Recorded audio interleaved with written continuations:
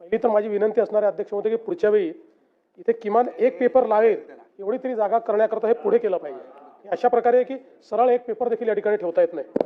अध्यक्ष महोदय, अंतिम आठवडा प्रस्तावाच्या चर्चेमध्ये सन्मान्य विजय वडेट्टीवारजी, संजय कुटेजी, सुनील प्रभूजी, मंगेश कुडाळकरजी, राजू खरेजी, हिरामण खोसकरजी, अबू आझमीजी, अमीन पटेलजी, अतुल भातखळकरजी, सिद्धार्थ खरातजी, विलास भुमरेजी, विजय सिंह पंडितजी, प्रवीण दटकेजी, अमित जनकजी, रवी राणाजी, बाबाजी काळे, राजकुमारजी बडोले, हेमंतजी ओगले, सचिनजी कल्याण शेट्टी, हारून खानजी, अब्दुल सत्तारजी, रईस शेखजी, सुलभाताई गायकवाड, मनीषाताई चौधरी, ज्योतिताई गायकवाड, श्वेताताई महाले, मंजुळाताई गावित, कैलास पाटीलजी, संजय मेश्रामजी, आनंद तिडकेजी, जयंत पाटीलजी, देवेंद्र कोठेजी, बाबूराव कोळीकरजी, उमेश यावलकरजी, रत्नाकर गुट्टेजी, चरणसिंग ठाकूरजी, महेश सावंतजी, प्रताप अडसडजी, रामदास मसरामजी, किशन वानखेडेजी, सुनील शेळकेजी, मुरजीभाई पटेल, देवराव भोंगळेजी, अनंत नरजी, प्रवीण स्वामीजी, संजय देरकरजी आणि अभिजित पाटीलजी अशा एकूण 47 सदस्यांनी या चर्चेमध्ये भाग घेतला।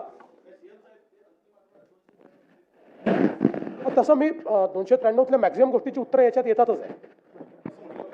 काही सुटली तर फक्त मला असं वाटतं पाहू आपण। अच्छा, ती नावं त्यात टाकून घेऊ, काय अडचण नाही, हो ती करून घेऊ।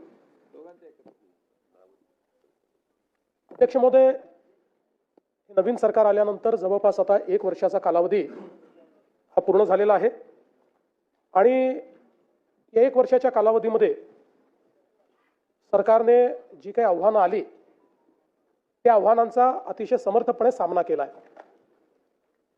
आम्ही महायुतीतले 3ही नेते या शासनामध्ये एकत्रितपणे निर्णय करतो आणि झालेले निर्णय याची अंमलबजावणी करण्याचा प्रयत्न हा सातत्याने आपण करत असतो। नुकतीच नगरपालिकेची निवडणूक झाली, आता महापालिका, जिल्हा परिषदा अशा निवडणुका पुढच्या काळामध्ये होतील।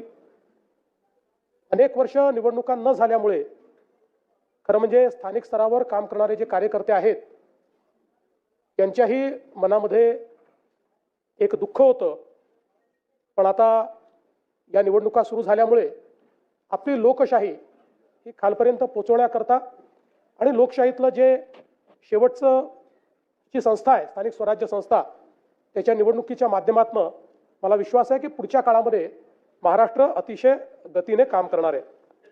खरं म्हणजे मध्यंतरी महाराष्ट्राला खूप गोष्टी भोगाव्या लागल्या, कोविडचा काळ आला, अनेक अडचणी आल्या, अनेक स्थगिती आल्या, पण या सगळ्या गोष्टी विसरून जायच्या, कारण आता आपण ठरवलं आहे महाराष्ट्र आता थांबणार नाही आहे।